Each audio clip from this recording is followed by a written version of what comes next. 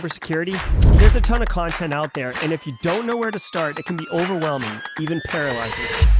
So let's fix that. Welcome to Simply Cyber, a community of tens of thousands of aspiring and active cybersecurity professionals focused on networking, knowledge sharing, and professional development. I'm Dr. Gerald, Auger, Chief Content Creator at Simply Cyber, inviting you to get the answers to your cybersecurity problems with hundreds of cybersecurity videos answering your frequently asked questions, interviewing industry experts, and live streaming daily cyber threat briefings hosted by me. Now get the stories and insights you won't find anywhere else.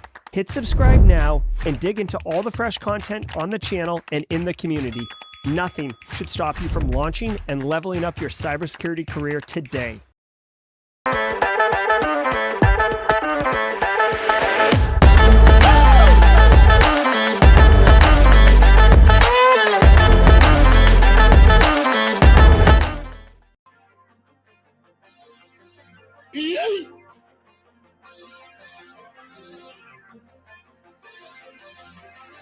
All right, what's up, everybody? Straight out the cannon. Got the wrong screen up here. I was looking at the metrics to see where we are. Almost 100,000. Holy jeez. Good morning, everybody. Welcome to Simply Cyber's Daily Cyber Threat Briefing. It is Worldwide Wednesday, December 20th, 2023. We're almost done with this year. Going to yeet the year out. Welcome to episode number 519 of the Simply Cyber Daily Cyber Threat Brief. I am your host, Dr. Gerald, and over the next 45 minutes, me, you, Toasty Pops, Hemoglobin, CyberSafe Explorers, Williams K, 99, Alana, Joseph L, Alana and Marcus Kyler, Adam B, Chris Young, and the Yeet crew. We're all going to be shredding the top cybersecurity news stories of the day. F. Zach's in the Yeek squad now. And I'll be giving my expert opinion and analysis alongside this delicious cup of coffee on what you need to know about these stories. And we've got some bangers today, y'all. I set the stories up already. Holy Jesus, get your Chief Wiggum ready because it's going to be coming in hot. If you're looking to break into the industry, you're going to get value from the stream too, because guess what? You're going to have to stay current. You're going to be asked, how do you stay current in any job interview? Plus, the people here, the networking, it's freaking awesome. I love the Simply Cyber community. I think you will too. If you're a first timer, get in here. We make the circle as wide as it needs to be to accommodate everybody. I can't wait for this show. But before we get into it, let me say holla, holla, holla, holla to the squad sponsors, to the stream sponsors. Literally, I am coming in hot right now. Starting with Panoptcy Security, get a partner who understands your cyber program or can help you build a cyber program using tools like enterprise risk assessments, quantified risk assessments, fair methodology, a million different opportunities to take your cyber program to the next level with Panoptcy's guidance. They have decades of experience that they can apply in a fractional role for your business in order to get you on the path to success that you need. Also, shout out, they don't really market it, but it's definitely worth knowing. They can help you do tabletop exercises in a way that's absolutely banging. In fact, now that I'm thinking about it, I might even run a live stream tabletop exercise hosted by Panoptcy Security, just so you can see, A, how they do it, and then B, just realize value from them doing a tabletop exercise. All right, guys, also want to say shout out to Antisyphon Training. Holla! Antisyphon Training is disrupting the traditional training industry by providing high-quality, cutting-edge cyber education to everyone. And the best part is it's regardless of financial position. Their pay-what-you-can training is pay what you can. You can pay $0, no problem. Get in here. There's training for you.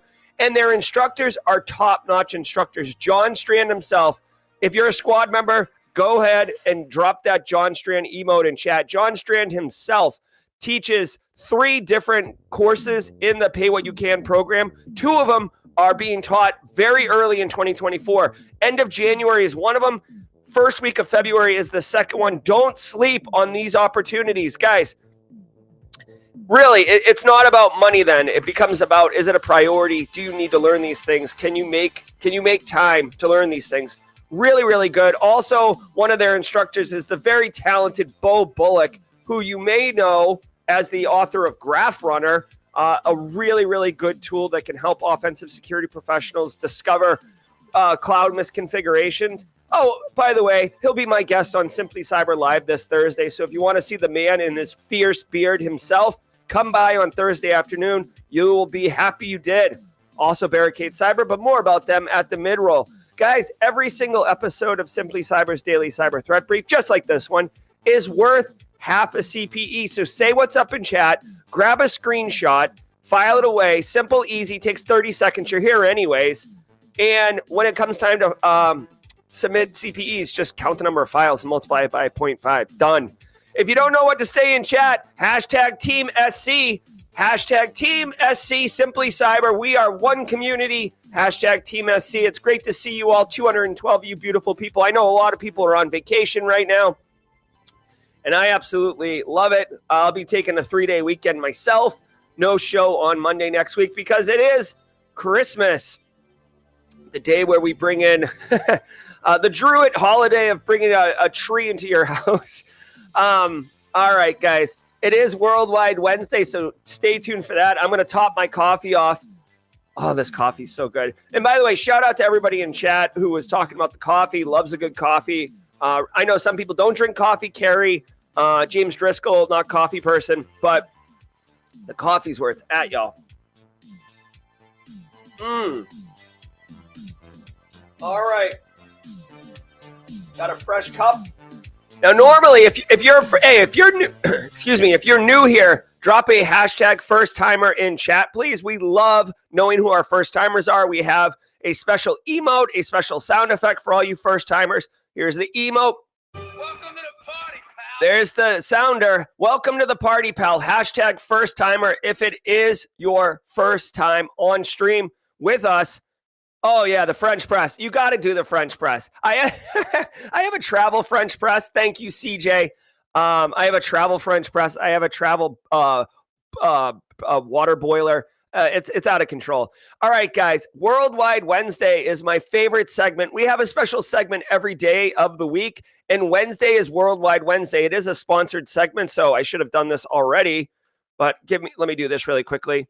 All right, hold on 1 second. I got to pin this thing. Come on, man. Where's the little pin button? Why can't I pin this? That's odd. I can't pin this. Well, sorry, ACI Learning. All right, I tried. Okay. I don't know what to tell you. All right, guys, check it out. ACI Learning sponsors the Worldwide Wednesday segment, which I love. Check it out. Worldwide Wednesday is presented by IT Pro TV, now IT Pro from ACI Learning, the international online training solution that professionals in audit, cyber, and IT tune to for binge-worthy content. Use my code, SimplyCyber30, to automatically get 30% off. What a coupon code off your first month or first year. If you're looking for the kind of the fastest path between here and learning, there's a lot of free stuff out there, but if you want a shorter path, ACI Learning, formerly IT Pro TV, they have an A-load of content on their platform. Daniel Lowry is one of their edutainers. Sophie Goodwin is on there. So if you're familiar with what they do, you know how good they are. So check it out. Worldwide Wednesday, y'all. Get ready. Mods, get ready. Here we go. So what I'm about to do is I'm going to ask you where you're at. And if you got it in you, tell me where you're at, and we're gonna see if we can cover this whole map. Ready? All right, got to do some stretching. Here we go. Where are you at, squad? Let me set the timer to 2 minutes. Where are you at, squad? Where are we at? Good morning, Kimberly. Good morning, everybody. Pueblo, Colorado. All right, Justin Rower bringing on the United States. Good to see you. What's up, New Hampshire? Hey, Tennessee. Life of SQ. Samra bringing India online. Hey, Poland, I see you. Let's rock and roll, baby. Spain is in the house. Hi, Spain. Yes, sir. Jupiter, Florida's in here. Hey, Canada, I see you, Maple Leaf. I'm bringing it on. Saudi's in the house. Good to bring you online, Middle East. Texas is here. What's up, UK, England? Pip, pip, cheerio and all that. Hey, Toronto. Hey, Bangalore. Yes, sir. Colorado, New York City. Big Apple's in here. Perth, Australia. Bringing on Western Aussie. Oi, oi, oi. Let's go, South Africa. I see you bringing Africa online. Hell yeah. Yes, sir. Tallahassee, Tallahassee.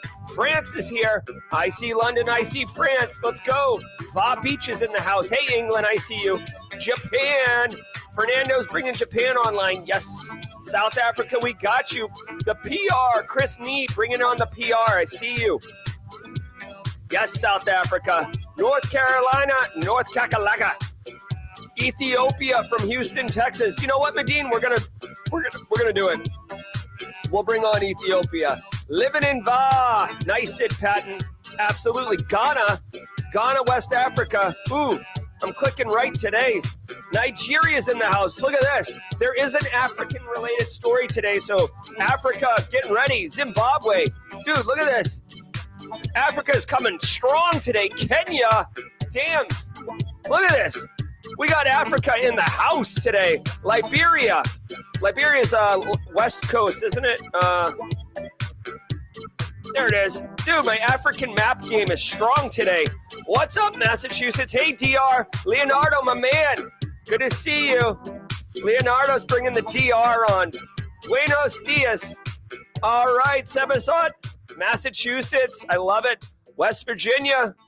And Ecuador. All right. Great work, everybody. Great work, everybody. Let's see. All right, Perth. We're totally pumped to have you in the house, Perth. Australia online. Japan bringing the entire continent of Asia online. Looks like... Oh, hold on, Josh Mason. This is just coming in right now. Colombia. Whoever's bringing Colombia in the house, thank you. Yes, sir. We got it, everybody. Congratulations. Congratulations. First of all, shout out to Africa. You guys are crushing it. Second of all, whoever's bringing Colombia online, boom, baby. Ecuador's in the house. We got two countries in South America. Leonardo's online. I'm going to call DR Central America just because of the latitude of it.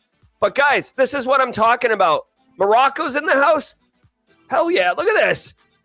Dude, you guys are awesome. You guys are absolutely awesome. We just went around the world in 2 minutes. Congratulations, Simply Cyber community. I am continue to be absolutely floored by all of you and how amazing you all are. Thank you so very much. Now, unfortunately, we've got work to do too. But don't worry. We'll have a good time. So let's settle in, get your coffee, get ready, and let's get to work, everybody. I will see you at the mid-roll. Let's let the cool sounds of the hot news wash over us in an awesome wave. From the CISO series, it's cybersecurity headlines. Get your Chief Wiggums ready. These are the cybersecurity headlines for Wednesday, December 20th, 2023. I'm Sean Kelly.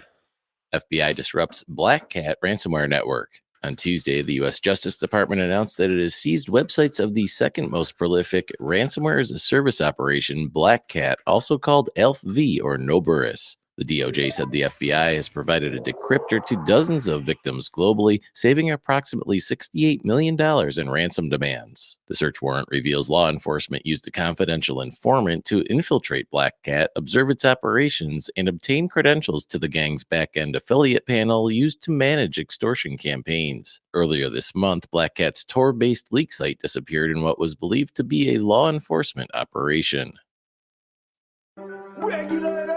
All right. What's up, Chief Wiggum? Good to see you. Hey, congratulations. We are, because we are hardcore practitioners, we went ahead and did this as breaking news yesterday because really we should be talking about it the second this news drops. Black Cat Alfie, the U.S. government out of the FBI South Beach. So it's not just all David Caruso sunglasses, dun dun. It's Kimberly McKnight and the Miami contingent, the Miami Sound Machine, getting busy on taking down and dismantling massive tier 1 ransomware threat actors. I love this. A couple key takeaways for everybody in the house. Okay, one, I have yet to see any details. This is the first detail I've got where they said an insider was part of the operation. So I don't know if the FBI or some international law enforcement group got somebody arrested and basically turned them as an informant. That's quite possible. That happens all the time. Former or active police officers, law enforcement, Leos in chat. If you have any thoughts on this, let me know, detectives. But it's not uncommon to like have someone get turned. Or, dude, sometimes it's like jaded lovers, right? Like I'm dating one of the ransomware threat actors or something like that, and they screw me over, or I catch them cheating on me on their phone, and I'm like, I'll get you. I'll bring down your entire operation. So whatever it is, it wasn't a technical mishap, which again really does reveal how sophisticated and effective this group is. It was an insider threat that got this taken down. Now, a couple things to take away here. One, this is major news, so we should all remember it. But more importantly, for actionable intel for cyber practitioners who are in there, one, this is why when you get hit with ransomware, you should contact law enforcement, right? The FBI, at least let them know. They have a decryptor. If you just got hit, like say you're a publishing company in Mount Pleasant, South Carolina, and you get hit with Black Cat in April, which is a true story. If you don't call law enforcement, you might pay the ransom, and there's a freaking decryptor out there that you could have taken advantage of. So I love, A, that they are taking down and dismantling these operations, but also B, providing basically mollifying salves for victims to get right without having to pay a ransom. Now, this doesn't, decrypting your stuff and getting back online does not address the concern that your data has been exfiltrated, right? Your data is still out there. So when you're working through tabletop exercises and stuff, and you're like, oh, we just got hit with ransomware, that's a really popular scenario. You have to consider the impact. The impact is your business is down because your machines and endpoints are all not working because they're encrypted, but all your data is actually also out on the dark web for sale, and possibly going to get leaked if you don't pay the ransom. This is a classic double extortion technique. Oh, Black Cat, you minx with your double extortion techniques. Conti ransomware gang kind of pioneered, aka Wizard Spider, kind of pioneered the double extortion. Basically, they just weren't getting their ransom money as fast as and as often as they wanted. Straight cash, homie. And they were like, we need straight cash, homie. Let's also take their data and sell it. We're in here anyways. Why not? So that's what's up. The second thing that's worth noting here is, so I do want to talk about this too. Black Cat actually on, I think their Tor site, I'm not sure what information I'm allowed to publicly reveal and stuff, but so without going too deep or giving names of like details and stuff, Black Cat has stated that they are unseized, they are back up. So like this story, it's like a big victory lap, and we're having like a great Christmas party at the Nakatomi Plaza with all the law enforcement people talking about how he took down Black Cat. But Black Cat is back up. They said it was one of their domain controllers, maybe hosting DNS and got rerouted. But the threat actor gang is saying that they are not down. Again, like a multi-headed hydra. You cut down one and two more grow where they are. The final thing I'll say is that when you do a takedown like this, you have to physically kick in the door of the humans that are behind it and arrest them. You can't just you can't just like redirect DNS to your law enforcement website and call it a day. Like the threat actors, they can rebuild infrastructure. They probably, honestly, somebody at this level, they probably have backups, like literally a business continuity plan to spin up new malicious infrastructure. They make so much freaking money. They would be stupid not to have a business continuity plan. Like at the end of the day, it's just a business. Their business is crime and it's deplorable, but it's a business. So if you're going to protect a business, best practices, cybersecurity, that's what's up.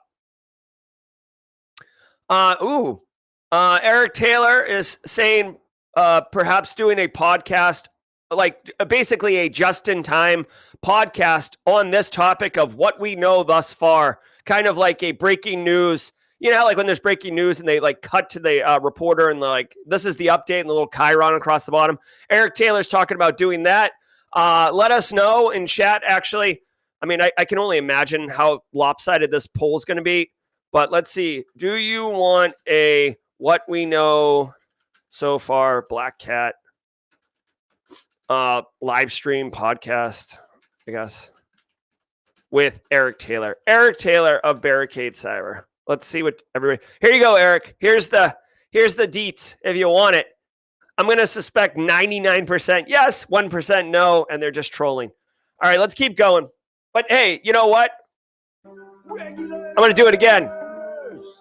International operation arrests thousands of cyber criminals. A coordinated global effort, codenamed Operation Haichi 4, has led to the arrest of 3,500 cybercrime suspects. South Korean authorities led the operation with support from agencies from 34 countries, including the US, the UK, Japan, Hong Kong, and India. Between July and December, authorities targeted threat actors engaging in voice phishing, romance and AI impersonation scams, online sextortion, illegal online gambling, business email compromise, and e-commerce fraud. Interpol flagged and froze more than 82,000 bank accounts across 34 countries, resulting in seizure of about $200 million in hard currency and $100 million in virtual assets.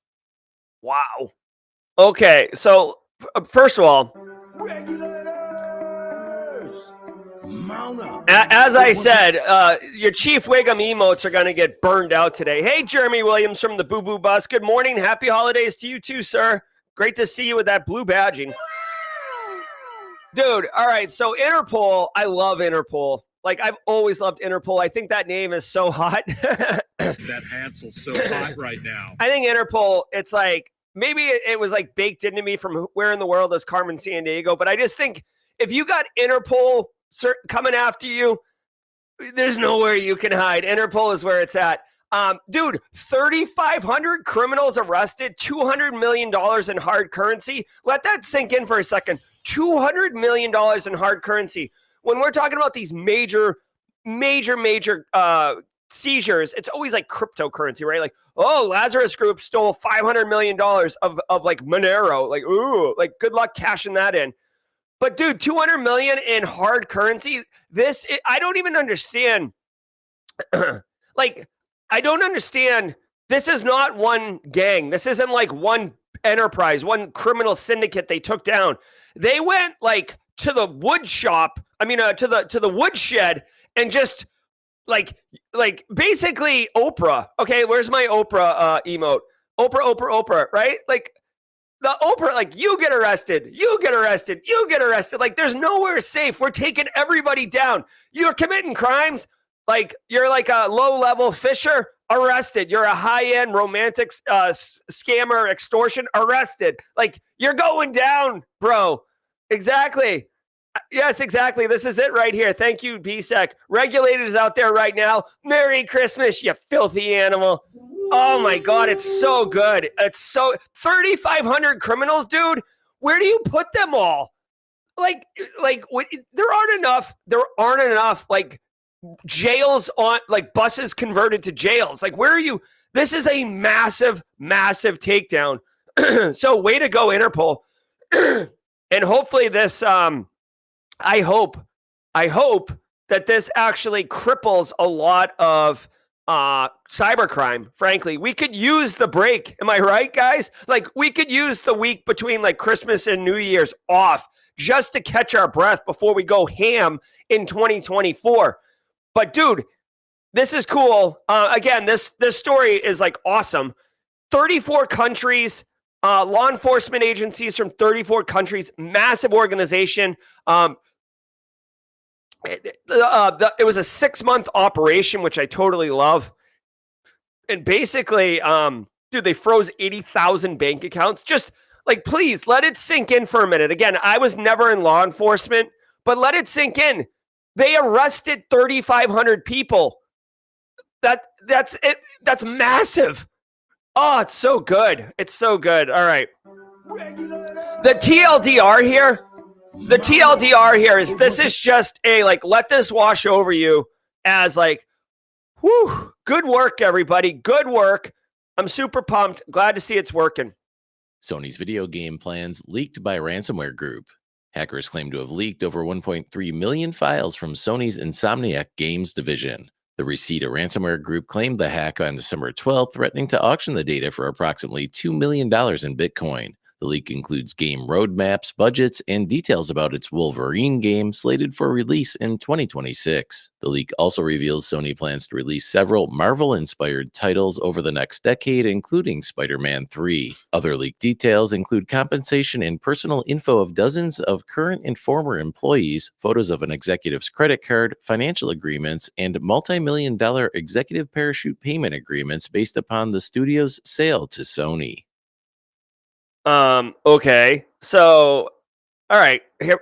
All right. So Sony's had a tough run. Sony's a major entertainment company, right? PlayStation 5, Sony Pictures.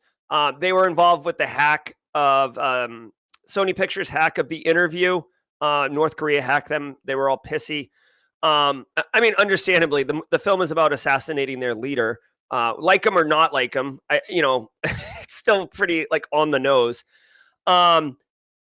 So this is huge. Okay. This is one of those ones where honestly, they're only like, I hate to say only, but they're only asking for $2 million, right? Now you shouldn't bow to these terrorists, but I think $2 million is actually like a really reasonable ask, like Sony annual revenue. Again, I'm not condoning crime, but Sony made $88 billion. Jesus Christ. Sorry, Ken. $88 billion. $88 billion. That is stupid money. That is ridiculous money. Like, what are you doing? Like, after 20 billion, what do you like? Do you just like lose count? Holy crap. So $2 million to make this go away, very reasonable. All right, very reasonable. So brand deals, all the Wolverine game that's coming out, Marvel, right? All of that stuff. Honestly, if it's not the source code, right? So like take the source code of the game out. If it's just like leaked pictures and stuff, I mean, to me, that's like public. That's like free marketing, right? Like I'm not. Obviously, Sony wants to control the marketing engine of the whole thing, but like, I don't know. It sounds like we're talking about it. I saw screenshots of a Spider-Man video game. It looked cool. So again, I don't work in entertainment. I guess I do, right? This is entertaining. Hit the like button, if you will. But, I don't know. The second thing I would say is I'm kind of stunned, honestly. Like Sony has been hit like on major breaches. They were also involved in the Move It breach.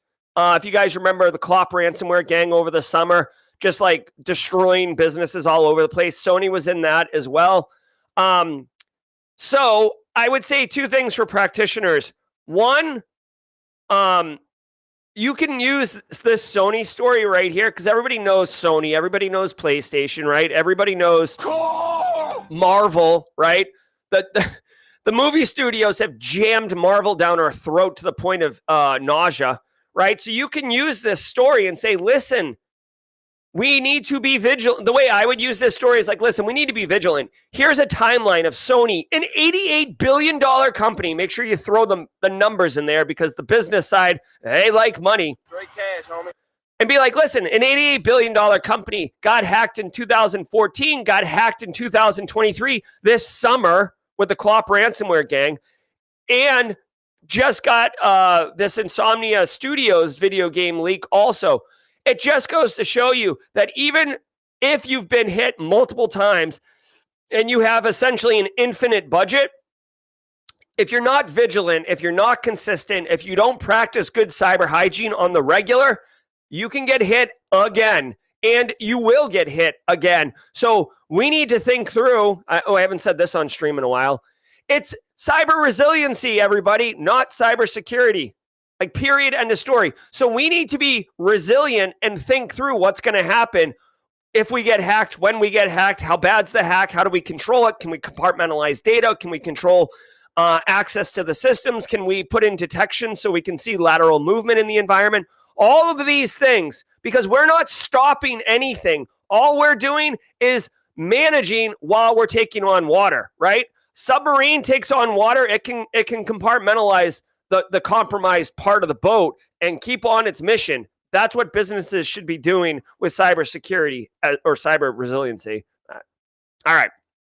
Rite Aid banned from using AI facial recognition. The FTC announced Tuesday that it's banned Rite Aid from using facial recognition technology for 5 years. The FTC alleged that between 2012 and 2020, Rite Aid used an often inaccurate AI-powered facial recognition database to identify customers it believed were shoplifters or dishonest. Rite Aid used grainy images drawn from security cameras, employee phone cameras, and even news stories to populate its database. The company then forced employees to stalk and sometimes humiliate those who had been wrongly identified. The FTC said Rite Aid did not take reasonable measures to prevent harm to consumers. What? And okay.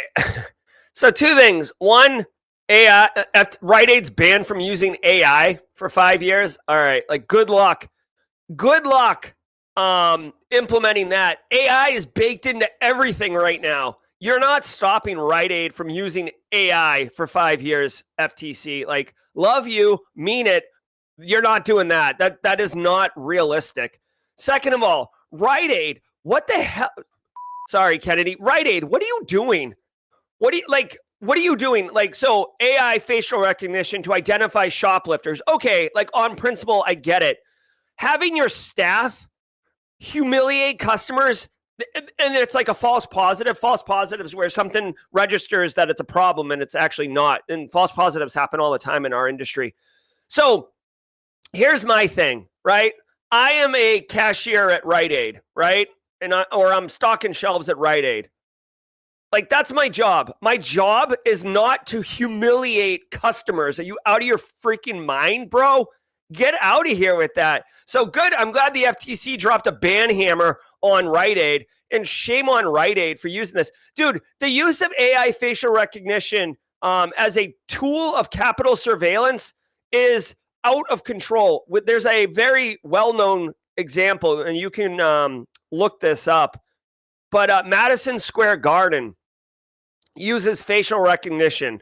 And they claim it's so, like, if a terrorist walks in, they can quickly identify before something horrible happens at Madison Square Garden. Now, again, I would like to bring this example up because this is a perfect case study on when you have a technology and it's put in place and nobody's going to disagree on using the technology for that reason. But then once you have it, it becomes very slippery slope because it becomes very easy to weaponize it for other applications. Madison Square Garden has the ability to identify people walking in and see if they are on, a known threat list, like a, terrorist cell or something. Okay. All right, good. Grab that person, get him out of here. Done. Also, there's a lawyer whose law firm is suing the owner of Madison Square Garden. She went in to go to a Rockettes concert last holiday season. She got about 10 feet in and they grabbed her and said, "You're not allowed to be here as long as your law firm is suing, Mr. Jones," or whatever his name was. And she was there with a Girl Scout troop as a Girl Scout chaperone with her daughter. She was not there in a law capacity, wasn't serving papers or whatever lawyers do. But because he has the technology, he just scooped her up and kicked her out. This is the challenge and the concern with privacy and facial recognition and the application of it. And also, if you didn't know, airports in the United States they've rolled out AI facial recognition. You may not know it, but they have. And the idea is it's to make TSA screening much, much faster, much, much cleaner. And also for safety and security to prevent threats from getting through security and onto planes. No one's going to disagree with that. But now if you are a political dissident or you're starting a revolution, guess what? You can't fly without getting detected. So anyways, not to go down a rabbit hole of like, oh, the sky is falling. I just want you to know that these things are happening. As far as practitioners go, all I would say is be careful when you're making choices. The business, here's another thing for practitioners and people looking to break into the industry to take forward with you. The business the business people, if you've worked in industry for a while, you will know what I'm talking about, and you can hashtag preach in chat. The business side of the house will get all geeked up and frothed up about opportunities, innovative technology. Oh, we can use AI to sell more stuff. We can use AI to be faster, stronger, cut down on shrinkage. Like, oh, let's go. Like, very little question as to like, is there data? How do we like exit from this vendor? Are they going to protect our data? Do they offer multi-factor authentication? Have they been compromised? All the business wants to know is, what can you do for me? And can I get a free trial, or can I use it, right? Oh, by the way, like, it's our job to basically police and round up the business side and be like, listen, bro, you totally can do all these innovative things, but like, let us do it together. And if you work in IT, right? I know IT and InfoSec are two different things. If you work in IT, how many times have you just like shown up to work and someone's like, oh, I got this, put this in place, get this going? Happens in healthcare all the time. And the way to actually control that is by getting into the procurement process and approving things before money gets allocated to spend it. But then you run into the situation where you get shadow IT, or you get at the hospital, some of the physicians would get tricky and they'd order like 300,000 tongue depressors and get a free x-ray machine thrown in, so it wouldn't show up on the PO, right? So it would look like a non-piece of technology, so it wouldn't go through my office. But then there was like a freaking medical device that just showed up running Windows 7. I see you, Windows 7, you tricky vendor. Catch me outside. How about that? Now, a word from our sponsor, Barricade Cyber Solutions. Don't let ransomware ruin your holiday. Remember to visit recoverfromransomware.com. Barricade Cyber Solutions are the trusted DFIR experts, and they've saved 3,000 businesses and counting from ransomware attacks, small and medium businesses just like yours. Barricade Cyber is your solution for rapid data and security systems recovery. Book a meeting directly with the CEO to discuss securing your future today. Head over to recoverfromransomware.com to learn more. Nice job, Barricade Cyber. Holla, holla, holla. Let's do this really quickly while we're talking about Barricade Cyber and Eric Taylor. 94% of people out of 200 votes would like what we know so far about Black Cat Takedown live stream podcast. There you go. All right, let's do this again. I have to do this manually so I don't anger the audio files in mod chat. Hey. All right, everybody. Welcome to the party, pal. All you first timers, this is called the mid-roll, and we do this every day. Shout out to all of you. Thank you to the stream sponsors, starting with Barricade Cyber. Genuinely appreciate Eric Taylor and all the work he and his whole team do. Panoptcy Security for all that they do. And Antisyphon Training, John Strand, Deb Wigley, Jason Blanchard, Ian Meyer, Velda Lemke, and the entire team over at Antisyphon. Just really making education accessible to everybody. If you're getting entertainment value from the stream, educational value from the stream, do me a solid, hit the like button. It goes a long way to helping us get in front of other people, right? We want people to take advantage of this, right? Like, basically, if you're enjoying the stream, other people will enjoy it too, hopefully. Let's go ahead and I just want to refresh this page really quickly and look at 91,000 people so far. Holler at that. That's cool. Thank you so much to the 91,000, including all of you, the 427 of you beautiful people. Guys, Worldwide Wednesday was dope. We went around the world. Super cool. Always appreciate that. Hey, guys, let me tell you about the Simply Cyber Community Challenge. Jonathan Booley currently has the baton. Jonathan Booley is going to tag somebody in chat. Let me ask you this. If you could spend 5 minutes a day in investing in your own professional network, something that you can take with you and will grow over time, it'll age like a really, really good Imperial Stout. Check this out. Go on LinkedIn and search for this hashtag. We made it up. We've driven this, and it works. Search for this hashtag, Simply Cyber Community Challenge. You will find Jonathan Booley's post.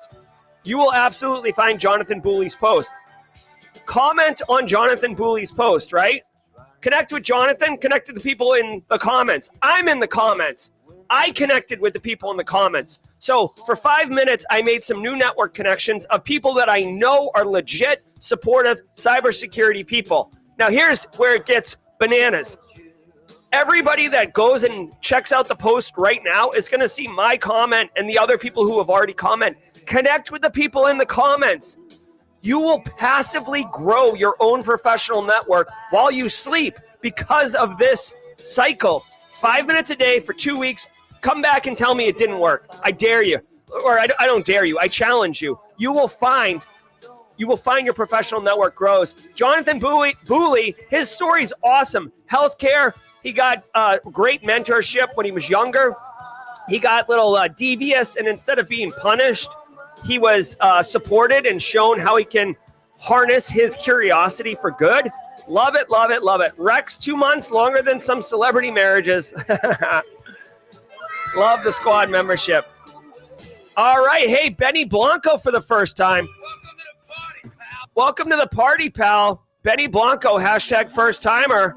Love it, love it, love it. Benny, thanks for being part of the show. Love it. All right, guys. So good. Let me just take another slug of the coffee here, and then we're going to get right back into it. So good. Stay tuned to the end because we're going to do jaw jacking. Yeah, la la la la. All right, guys, let's get back into the news. Great work, everybody.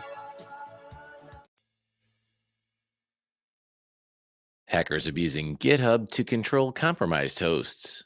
Researchers at Reversing Labs have identified threat actors leveraging new techniques to host their command and control infrastructure in GitHub. The first technique abuses secret gists, which are mini repositories that are hidden from GitHub's Discover feed and the author's profile page. Threat actors are blending their malicious network traffic with genuine communications to make detection more challenging. Researchers then discovered a second technique exploiting version control features and leveraging git commit messages to extract execution commands. The researchers said that while the use of GitHub to host C2 infrastructure is not new, the abuse of secret gists and version control features is novel. All right. So first of all, hat tip to the threat actors. I say it on the stream all the time. I do not endorse or condone cyber criminal activity, but I mean, that's the job. That's what we're doing here, right? It's slowing down, preventing, stopping them. But it's a game of cat and mouse. And the bad guys, they have some really, really clever people on their side, like almost to the point where like, I wish that they would apply their skills for good, but whatever. And this is another one of those hat tips. So it's not uncommon for threat actors to put malware up on Dropbox, Google Drive, OneDrive, etc. And then you send a link to Carl, right? Carl's our avatar. Carl! Our end user avatar. You send Carl an email. Hey, Carl, like here's an updated invoice, or hey, Carl, here's the request, we talked about at the conference. Click here. Says Dropbox. You're like, all right, Dropbox is trustworthy, and boom, you pull down malware. Well, there's all sorts of ways to detect that, slow it down, etc. So threat actors are now using GitHub, another online, well-known repository, in order to be part of their infrastructure, right? A C2 infrastructure or command and control infrastructure is used by threat actors to interface with their compromised endpoints, guys. That you got to remember, like, just to take a step back for a second, real threat actors, real cyber criminals, this isn't 1997 where like they just hop on your box and like, they're like, like I'm rooting around in your box. They have much more sophisticated tools and they will compromise dozens or hundreds of endpoints. And in order to manage that basically booty, right? Basically like their assets or their booty, the things that they've like got, they need kind of centralized management. So they have consoles that will tell them all of the things that they've got, and like basically one click to push new payloads to it, one click to like take a screenshot and send it back to see what's going on there, et cetera, right? So this is command and control. And if you can get to the command and control of the infrastructure, you can take it down, which is why they host it in Eastern Europe a lot of times, because they have it's called bulletproof hosting. That's why whenever I see some threat actor group hosting their infrastructure in the United States, you're like, bro, are you kidding me? You are so dumb. You are really dumb. For real. Because like the FBI and law enforcement can just tell, Terramark or AWS to like take down that infrastructure instantly. So using GitHub is clever.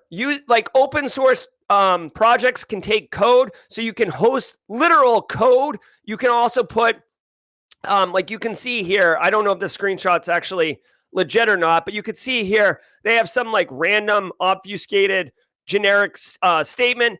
Threat actors could use those generic like instead of saying take screenshot, they could just have like, 30 characters randomly generated, but that represents the take screenshot function call, right? So they could hide in plain sight, they could obfuscate. So if you are a cyber protector or cyber, practitioner, you should absolutely be mindful of this attack, include it in your detection tuning, include it in your threat hunting, looking for commands going out to GitHub. Does that make sense? What are you doing? And all that. Jeremy Williams with the blue badge. Love it, Jeremy. It's been a great year. Love seeing your growth and reach expanding. Thanks, Jeremy. Did we just become best friends? Yep. Great to see you in the stream. Hope everything's well with you and yours, Jeremy. Again, and by the way, if you're looking to break into the industry, this is a great story to read and really digest and think through, because if you get asked in a job interview around like as an example, they might say, hey, like, what do you know about phishing? Or like, some type of phishing email comes in. Like, what are your thoughts around how to handle that? What's the workflow? You can answer, the standard response around phishing, talk to the end user, look what they clicked, what did they get, reset the passwords, et cetera, et cetera. But then you can also feather this story in and be like, well, it really depends. Like, what was the link in the email? We could check that out. I've actually seen where threat actors are moving away from online file storage repositories like Dropbox and OneDrive and have started using GitHub to host that malicious C2 infrastructure. It was just in the news on December 19th. So this is really interesting. Like, you're dropping that in a job interview. The person on the other side of the table is like, I didn't know that. Like, holy shit. Like, holy crap. Like, that's awesome. That's awesome. When can you start? January 15th. Get in here. Let's go. And telecom organizations targeted by Iran-linked hackers. A cyber espionage group dubbed Muddy Water and linked to Iran's intelligence service has been targeting telecommunications companies in Egypt, Sudan, and Tanzania. The group's activity in Africa is believed to be linked to the war between Israel and the Palestinian militant group Hamas, which is reportedly supported by Iran. Egypt, which borders Gaza, has been involved in the ongoing war and has also been the most targeted by the Muddy Water campaign. Over the past few months, Muddy Water's activity has mostly been aimed at organizations in Israel. Oh, all right. Be all right. Oi, with the cyber already. Have an awesome day to you too. All right, guys. Telecom orgs in Africa. We had huge African representation today on Worldwide Wednesday. So shout out to Ethiopia, Zimbabwe, South Africa, Liberia, Nigeria, Ghana, and Morocco. You're in the news today. If you work in telecom or communications in any of those countries, you definitely should be mindful that Muddy Waters is targeting you. It looks like it's mostly Egypt, Sudan, and Tanzania, which is none of the ones we just talked about. But that doesn't mean that you couldn't get hit as well.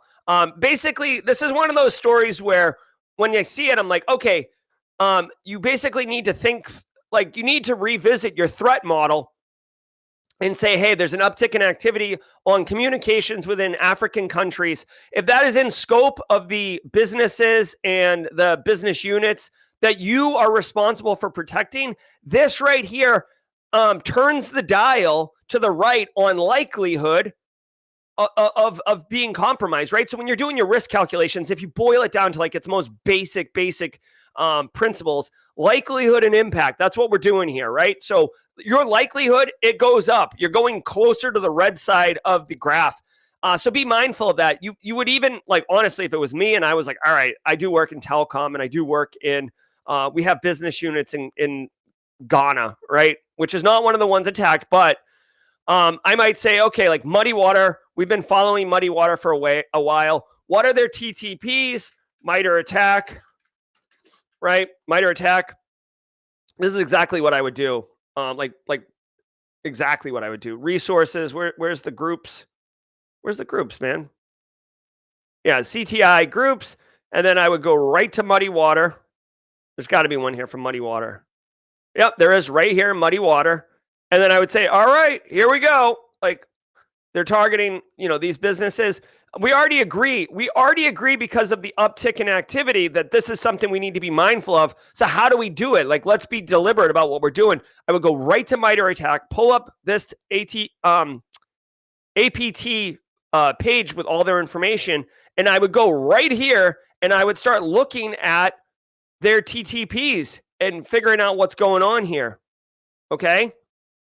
And then once I do that, I would look at our current security controls, right? Our EDRs, our firewalls, or whatever, and make sure that we have coverage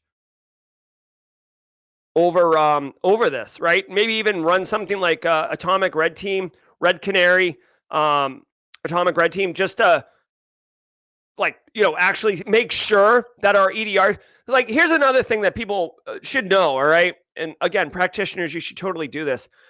It's one thing to have an EDR solution and be like, oh, this is awesome. We run,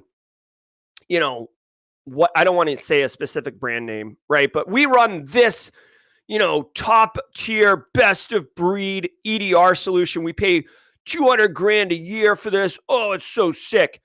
Okay. Does it work? Right? I mean, maybe, I hope so, but you can do something like run Atomic Red Teams on it and make sure that if Muddy Water were to execute one of their attacks, that it would run. Now, don't run this on like a production machine. Put one in a lab, run it, and make sure that it catches it. And if it doesn't, you need to tune the EDR. If it doesn't catch it, you need to tune your controls. If it still doesn't catch it, you need to put detection tuning in your SIM, or to go threat hunting in your SIM and make sure that you have clickable queries where you can go find this type of activity, okay? This is like getting more into the tactical details, but you can't just assume that you got coverage because you pay a lot of money for an EDR solution. You need to verify, okay? Actors targeted 2022 U.S. elections. On December 11th, U.S. authorities declassified reports. Hold on. Synodos Amaha says #newcomer. Judges, we're going to take it. That's a first-timer call out. Welcome to the party, pal. #first-timer. Love it. Synodos, thanks for being here. That foreign actors attempted to use IT operations to influence 2022 midterm elections. Agencies including the FBI, the CIA, the NSA, CISA, and the Office of the Director of National Intelligence have high confidence that China approved efforts to influence races involving both Democratic and Republican parties. The report indicated moderate confidence that Iranian intelligence services conducted operations to undermine U.S. democratic institutions, while the Russian government and its proxies propagated a defamation campaign against the Democratic Party. The agency said they did not find any evidence that the malicious cyber activities successfully affected the 2022 election process. All right. So a couple things here that you need to know about. One, Our Lady of Cybersecurity, Jen Easterly, over CISA, responsible for election integrity. No evidence of election hacks in 2022. Love it, love it, love it. Guys, cybersecurity and election tampering, like, we're good, okay? Like, from a technical perspective, not a problem. The impact to the democratic process in the United States and all of the, lack of a better term, hacking, it's mostly people hacking, right? Russia in 2016 did use hacking techniques to get into the emails of the people in the Democratic National Campaign or convention or whatever, the conference, and screw around with that. So that was hacking. But in 2023, 2022 election, upcoming 24 election, It is way more powerful and way more bang for your buck, honestly. Straight cash, homie. If you're a adversary who's interested in compromising the United States election, you get way more return on your investment by spreading misinformation, by spreading disinformation, by weaponizing social media, by getting people frothed up, by getting people going to the polls and casting their vote, right? It's much more complicated. It's much more elegant than just a hack. But if you sow the seeds of doubt and discontent and whatever in the people, it's much more powerful than hacking a vote. So we have a lot of manual processes in place. Different states do different things. There's ballot recounting. The impact is going to be around disinformation and or the threat is around misinformation, disinformation, not really election hacking, tampering, etc. Fun fact, if you're interested, DEF CON every year, DEF CON in the summer in Vegas every year, they have an like election hacking village or voting village. I forget what they call it. I think it's voting village, but like you can go in and do security research and hack on election machines and contribute to that area of security research. So if this gets you all excited and hot and bothered, just know that there's an entire like field niche in our industry for doing that. And shout out to CISA. Love what they're doing. Oh, also, like, just Jen Easterly accepted my LinkedIn connection and said hello. I'm sure it was an autoresponder. I'm whatever. But yeah, it's cool. It's very cool. It's very cool. Terrapin attacks can downgrade security of OpenSSH connections. Researchers have developed a new attack called Terrapin that allows attackers to downgrade the public key authentication algorithms or disable defenses against keystroke timing attacks in OpenSSH 9.5. The researchers say Terrapin exploits weaknesses in the SSH transport layer protocol in combination with newer cryptographic algorithms and encryption modes introduced by OpenSSH over 10 years ago.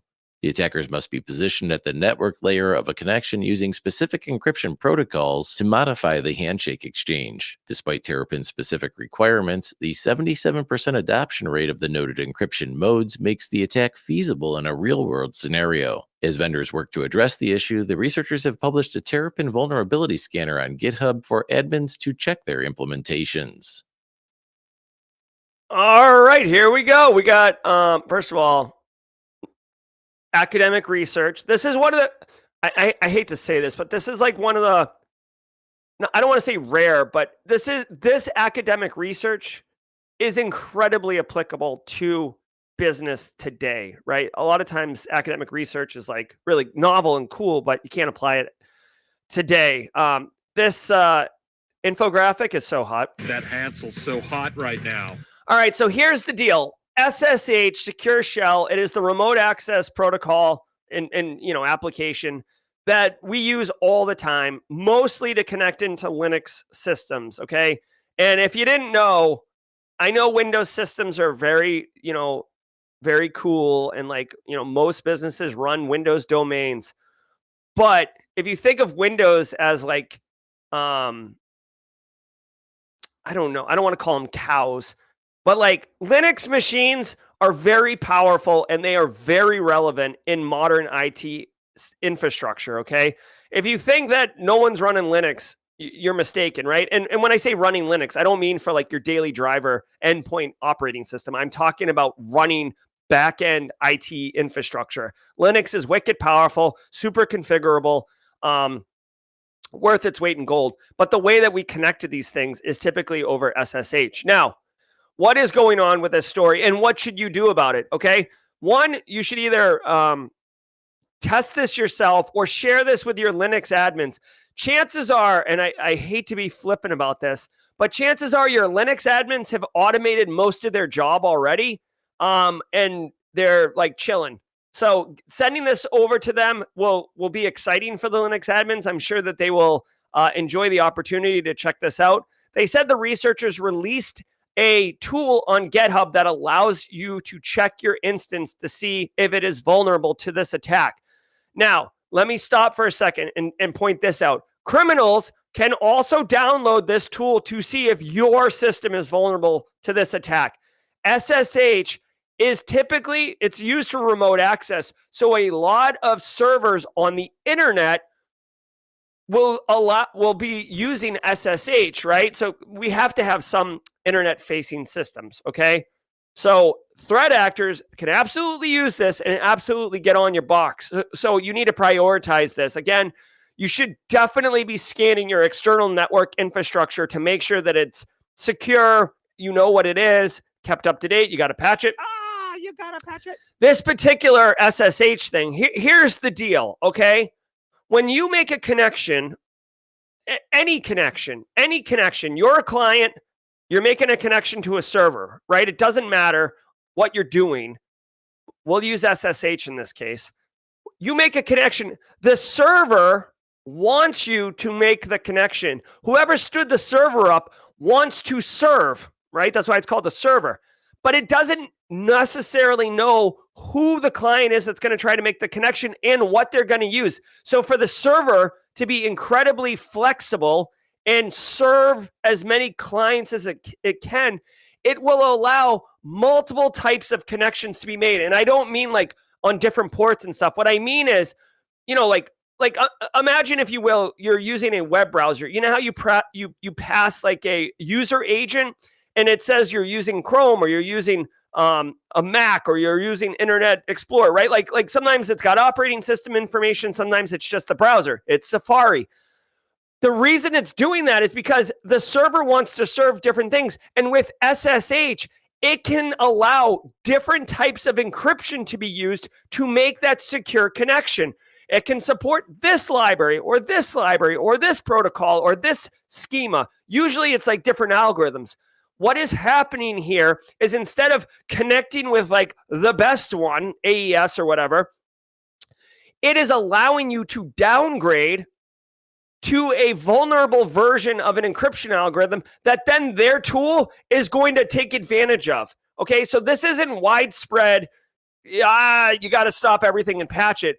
But if you are vulnerable and they can get in line and do a man-in-the-middle attack, which essentially this is, they can basically sniff your traffic, okay? That's what's going on here. And I almost wonder, yeah, it's a man-in-the-middle attack. So like basically your secrets will be out. I don't think they'll be able to decrypt your, not decrypt, like remotely access your server. I don't think the credentials get passed through, but your secrets will be, right? So hopefully this makes sense. They are basically downgrading the level of encryption that the connection is going to be made. So you still make an SSH connection to the server, but it's not a known solid unbreakable encryption. Essentially, that's what's going on. Hopefully that all makes sense. And that does it for today's cybersecurity headlines, but we're looking ahead to B-side. All right, here we go. All right, everybody, look at us at 9:03. Hey, Chris Weaver's in the house. What's up, Chris Weaver? Give a shout out to Chris. Chris was the Simply Cyber community member of the week on Monday. Hi. All right, guys. Hey, really quickly, if you were here just for the news and you got a boogie, before you go, just a reminder that Bo Bullock is going to be my guest tomorrow, or what's today, Tuesday? On Thursday at 4:30 p.m. Eastern time. So come check that out. Dude, the guy is amazing. He's got a tool. He's going to demo it. You can play with it too. It's basically like a unbelievably powerful offensive security hacking tool for cloud, right? For Azure environments. I think AWS, but definitely Azure environments. All right, guys. I'm Jerry, your Chad. If you were here just for the news, thank you all so very much. Be well. And we will see you tomorrow at 8 a.m. Eastern time for the Simply Cyber Daily Cyber Threat Briefing. Now, if you want to do some jaw jacking, if you want to hang out, let's do that too. Otherwise, I'll see you tomorrow. Be well, everybody. Let's flip the script and get into some jaw jacking.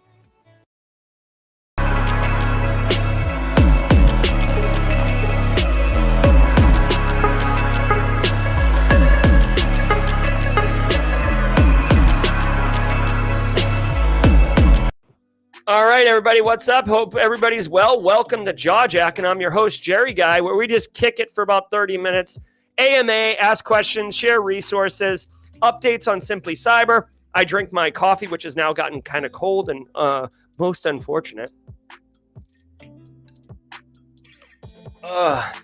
Great show today. Love all the law enforcement. We needed a win, right? We needed a win in the win column. We've been getting punched in the face a lot lately by these criminals. Netta J saying, thank you for all you do. I'm an ISSM who's trying to transition to cloud. What steps should I take to transition? I have a system, Sec Plus, and CH certs.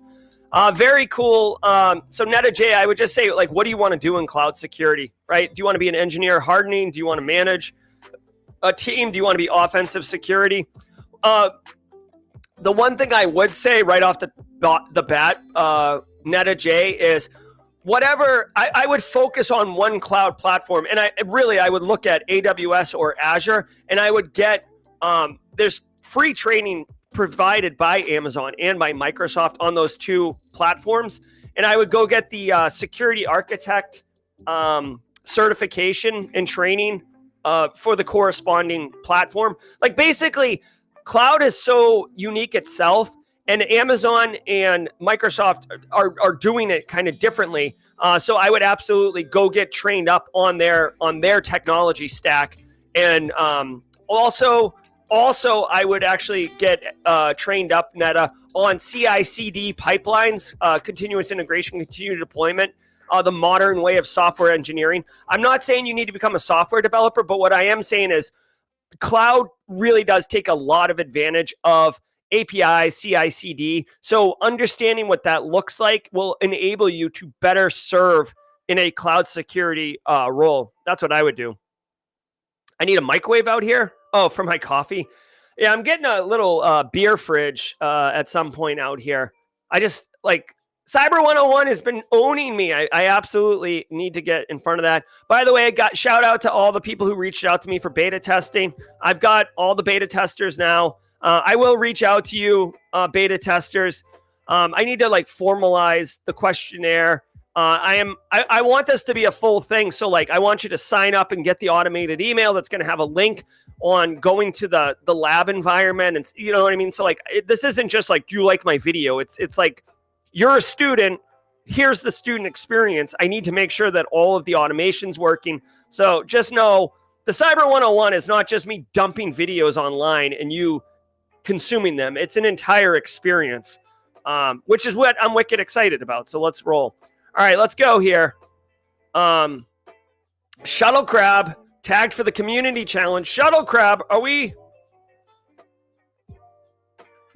I do not have the coaster that keeps my coffee mug warm. Leonardo, honestly, like, it's just the dregs that's left. I typically drink my coffee in a timely manner.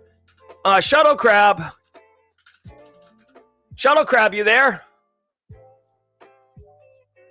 Bob Power, you there? That's a deep cut. Turn up the bass and treble and let my sound clear. All right. Hey, let's keep rolling through on the questions. Isaka, you need 5 years of experience in the field. Is that correct? Anita Galvez for the Isaka cert. So Isaka is an organization with multiple certifications. I'm not sure which one you're referring to. I think the CISM is a 5-year one. I think CISA, the auditor one, is only 2 years. And honestly, guys, with the certifications and the years of experience requirements, I don't lie. Obviously, integrity is very important, but there is a lot of flexibility, right? Like, say you're a Windows sysadmin, right? And you've been doing that for 2 years. Like, if you ever, like, audit, or, like, if you ever audit your systems for configurations, or you've ever thought through, like, you know, you've installed endpoint detection response tools or something like that, you're doing security related work. Don't think that your years of experience for qualifying for certifications has to be like you're in a cyber engineer role. Like, cyber goes across the entire organization, And there is a lot of cyber work and experience that you're doing that qualifies. Also, hey, really quick, I'm going to keep answering questions, but I wanted to ask everybody, this is like such a dumb question, but I need help with it. I told everybody yesterday on Jawjacking about the digital graphic artist that I've hired to basically rebrand and like have a cohesive identity to Simply Cyber, which is super awesome. I'm super stoked about it. This individual is in Canada. His business is in Canada.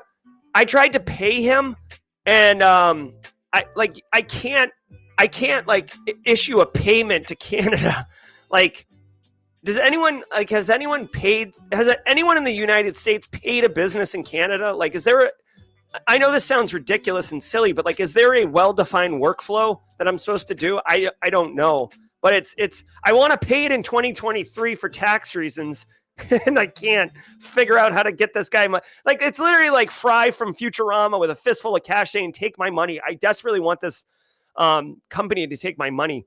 William Ayers over on LinkedIn says, I love your background, Jerry. Is that from Steam Windows background? It's a great cyber picture, and the purple light looks awesome too. Yeah, thank you very much, William Ayers. So what we're doing here is this is a TV, and I always just throw up a different YouTube video that's like basically a cool screensaver. Right now we got 8-bit pixelated stream. That is a Simply Cyber neon sign that Mrs. Auger got me for Christmas last year. Love it, love it, love it. And then these right here, I have 2 of these, like they're called Newer. That's the brand, Newer tube lights. They're 2 feet, I think 2 feet long. You may not notice it, but do you see how there's a red light cast on me? It's subtle, but like I have another one right there off screen. There we go. We got another one. I love it. And thanks for the kind words. I actually have lights in the ceiling that are like that. This one's right above me as a rim light. And then I have 3 more in here, blue ones right now, but I can change them if I'm going to do like a live video podcast over here.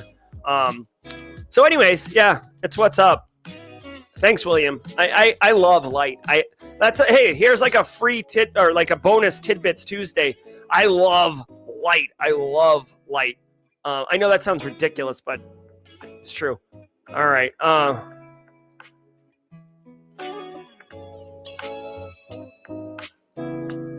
Right. Josh Mason, just commenting on the SSH story. Basically patch your SSH and you'll be fine. You got to patch it. You got to patch it. All right. What resources you have analyzing email headers? So Jazzy Jazz, check this out. This is actually a really cool tool that Microsoft has made freely available. Microsoft Email Message Analyzer. I use this all the time. Yeah, right here. Check this website out. Like, does anyone have an email message header?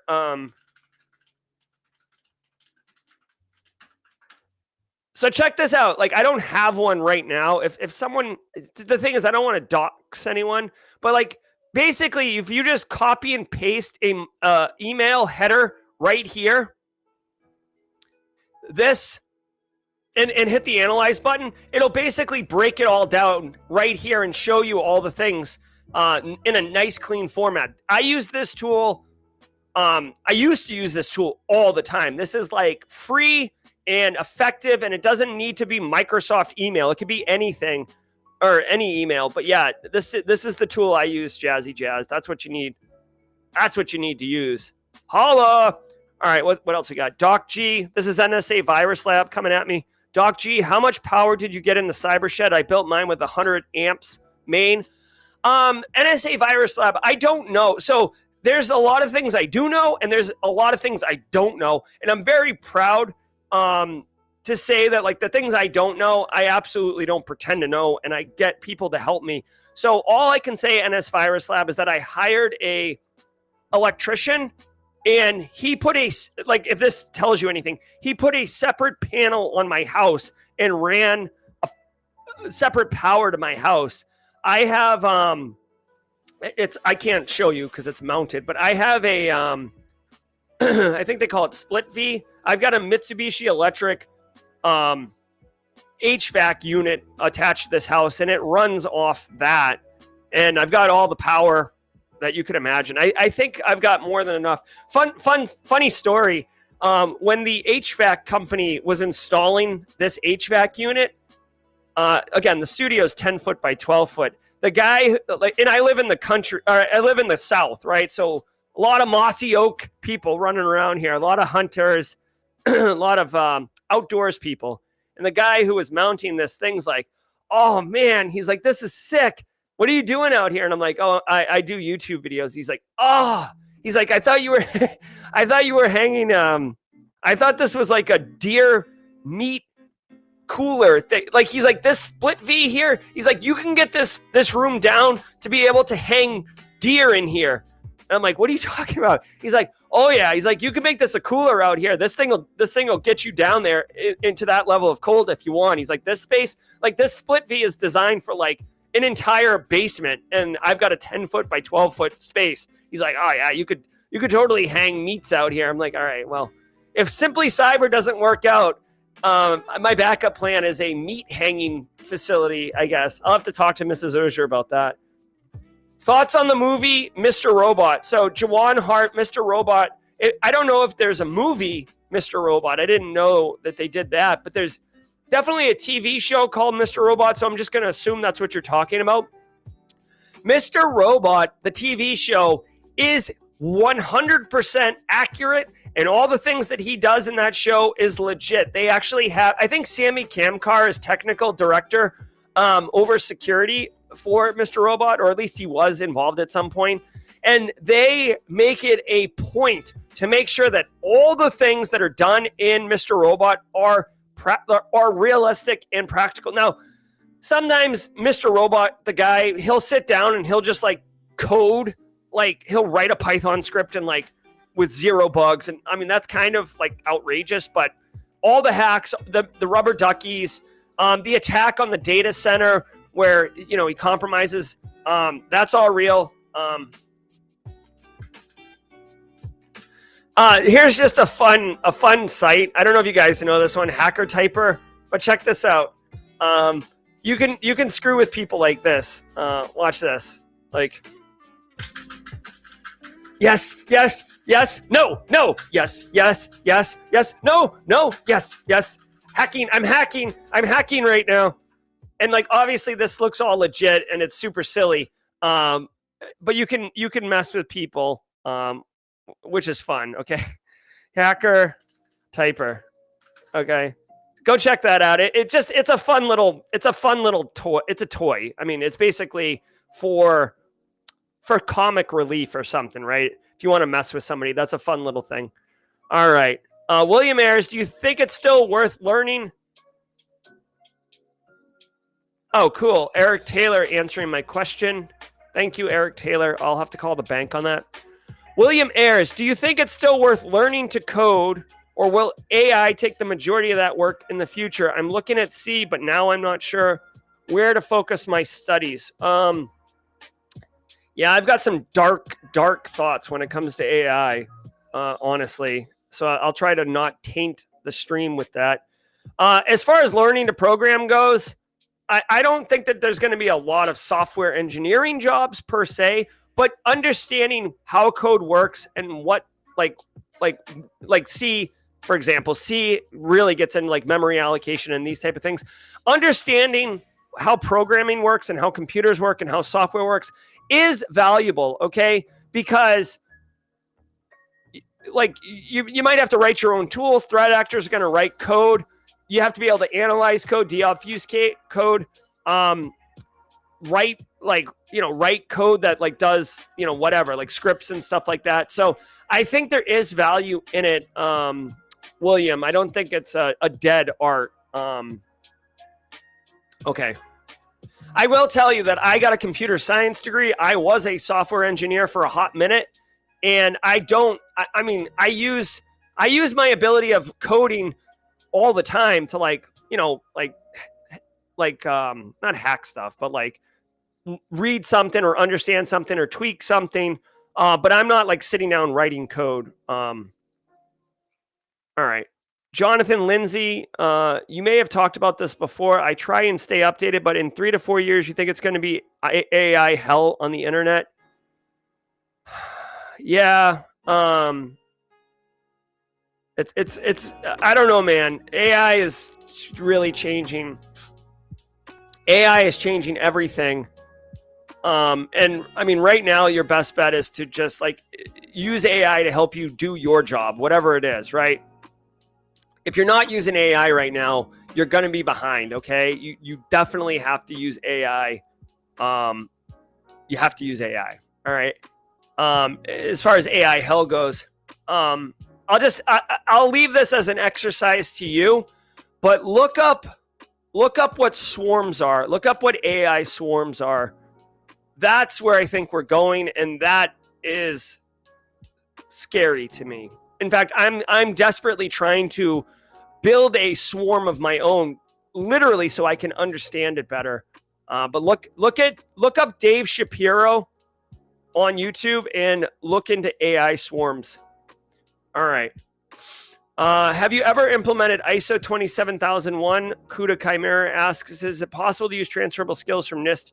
So I will tell you this. One, I've never done ISO 27000 in an implementation. Two, whether it's ISO, NIST, CSF, whatever, I would say, and this is kind of like a thumb in the wind thing, but like 80%, and Alana Boyajian will definitely back me up on this one. 80% of all frameworks are the same, right? Like they're all going to have authentication. They're all going to do auditing. They're all going to do backups and business continuity. They're all going to make sure that someone's in charge of InfoSec, right? Like, so it's there's 20% that's like how they're doing it, or like some controls that you may not thought of or whatever. But like all frameworks are like 80% the same. So when you say transferable skills, yeah, 853 to ISO 27000, sure. There's going to be a ton of transferable skills. What I would say is, remember, 53 is a control catalog. So it's much more like 837 is transferable to ISO 27001. I would pull down the NIST cybersecurity framework spreadsheet and look at, on the spreadsheet, there's like there's a column with like controls, right? So basically, I could pull it up if you want, but like basically there are mappings already out there of NIST 853 controls to ISO 27000 controls that support ISO 27000. So you can find those mappings pretty quickly and see where the overlap is. Okay. Mark Santiago says, I'm a military vet and an industry entrant. Do you know any groups in Charlotte where I can shadow experienced people in the field? Mark, I do not know people in Charlotte that you could do that with, but chat, if you're in chat right now and you're in Charlotte and you know of anything, please let me know. I will tell you, Mark, that there is a pretty good cybersecurity community in the upstate around like Clemson and Greenville, Spartanburg, which I don't know how far away that is from Charlotte. I would be stunned if there wasn't a Charlotte group, since Charlotte's kind of a major financial city. Like financial industry is big in Charlotte. So, and there's a lot of InfoSec in there. So if anyone can help Mark Santiago, please comment in chat and let him know. My friend Leonardo Nunez, they can generate a PayPal invoice, or you can use Wise to create a Canadian account. Oh, thanks, Leonardo Nunez. So I do have PayPal. Is there any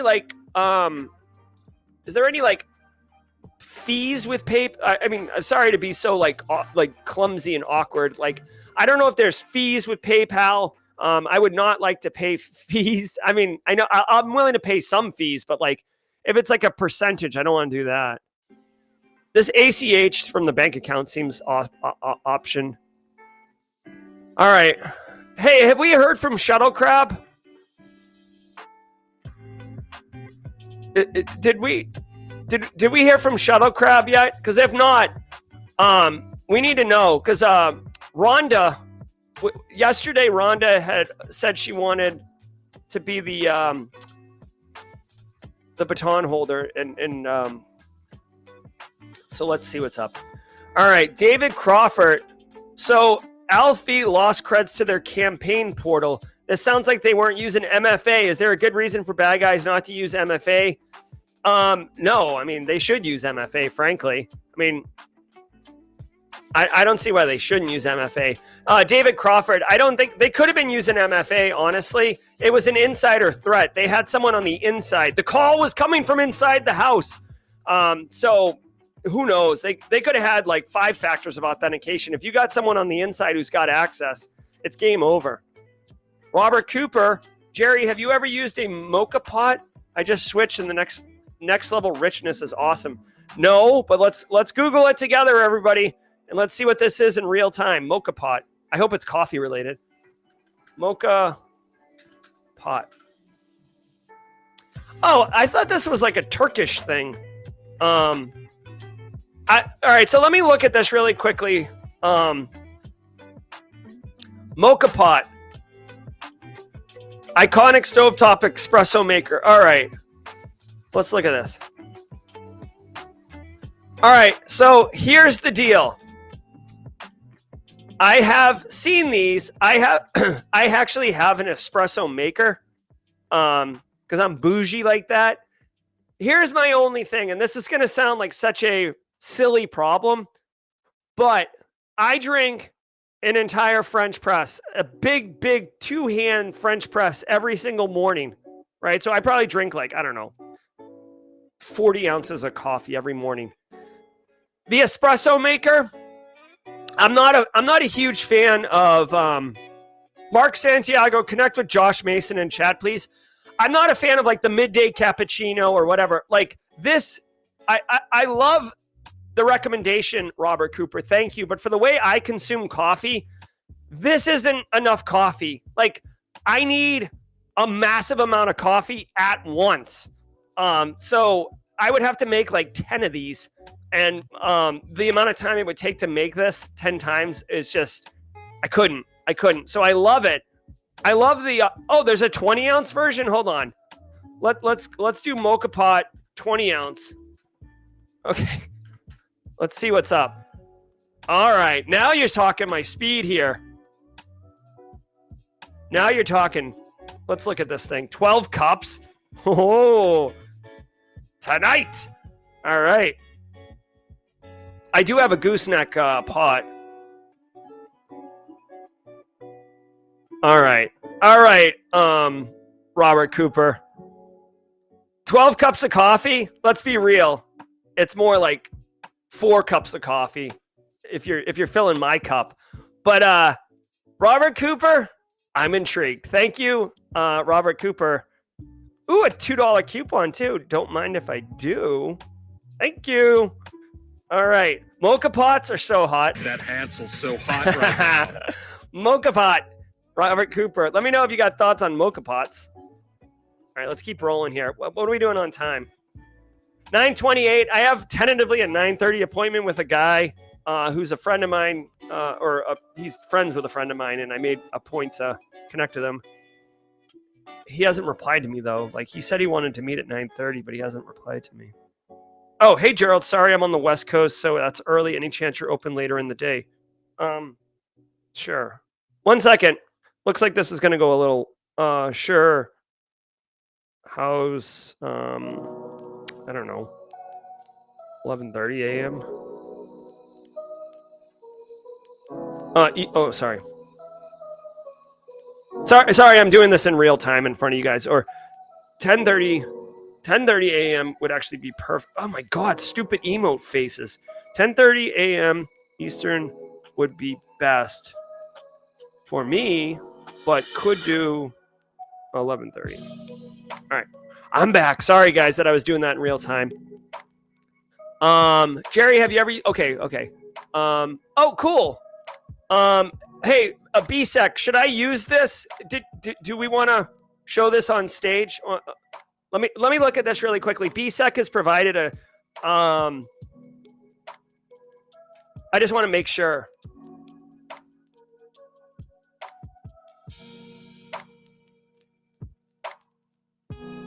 All right, BSEC, let me know if this is clear. All right, let me know if this is okay, BSEC, to send. All right, hey, is Rhonda in chat? Rhonda is not in chat. That's too bad. Would have been great to tag her. All right, hey, really quickly, if you would like to pick up the Simply Cyber community baton from Jonathan Booley, we are looking for a volunteer right now for the Simply Cyber Community Challenge. First one to call it out in chat will get the baton. And thank you very much to Jonathan Booley and to Jenny Housley. All right, guys. So earlier I showed you this Microsoft email header analyzer. I think Netta J was the one who asked. This is an example of it with actual data. So you drop the header in here at the top, you push the analyze header button there, and then this is the intel you get down here. Right? You see how it breaks it out nice and easy? It tells you the host.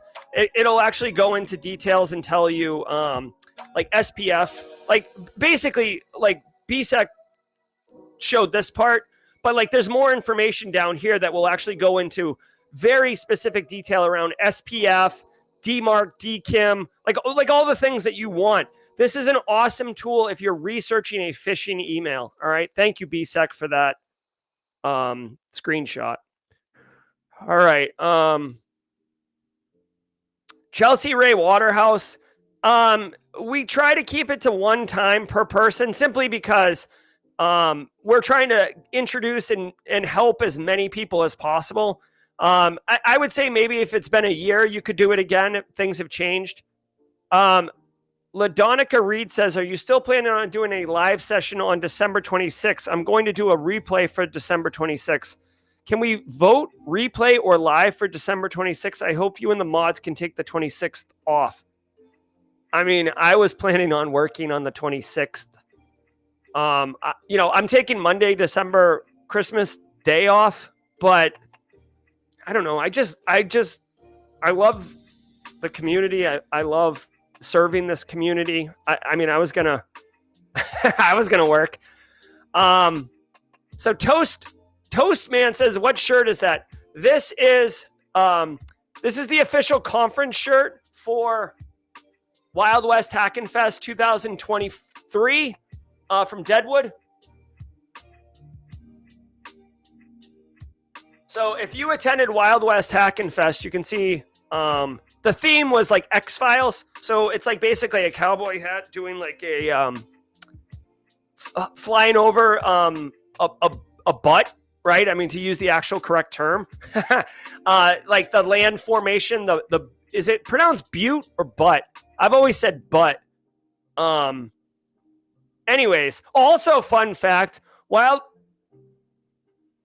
West Hackin' Fest is also the conference.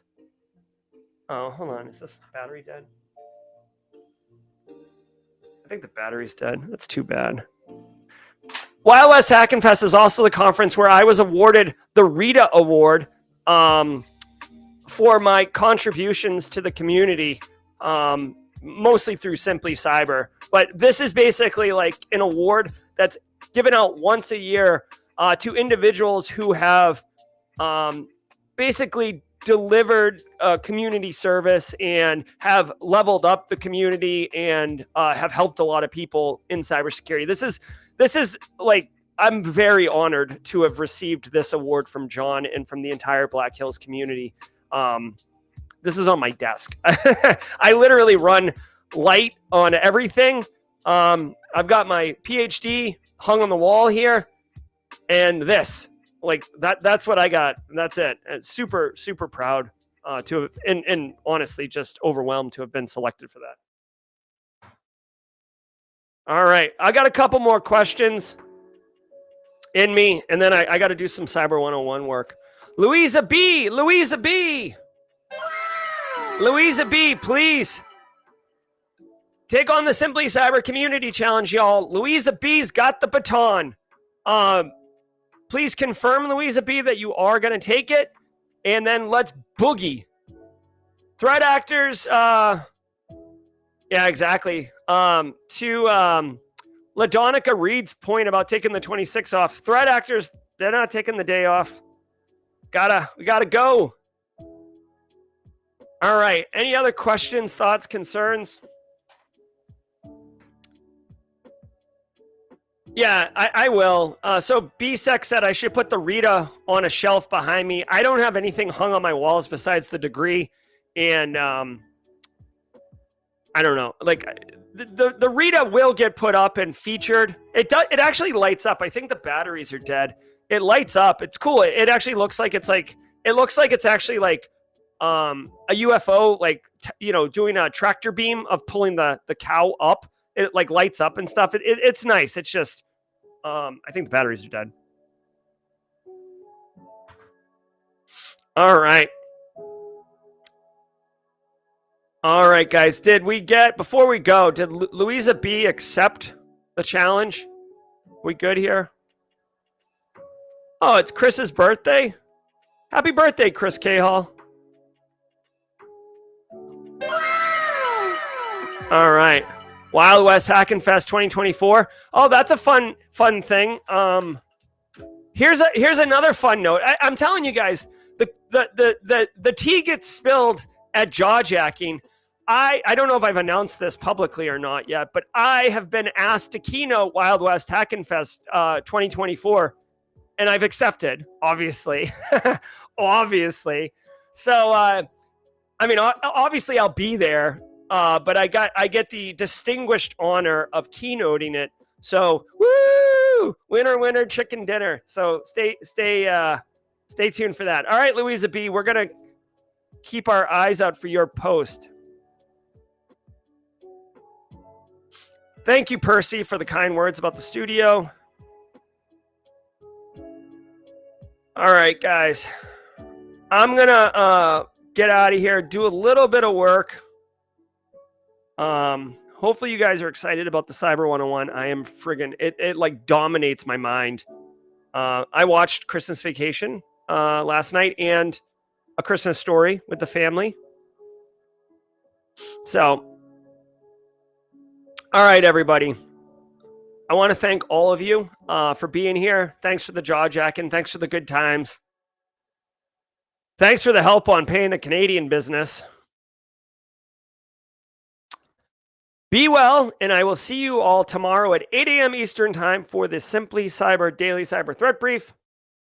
This has been jaw jacking on December 20th, 2023.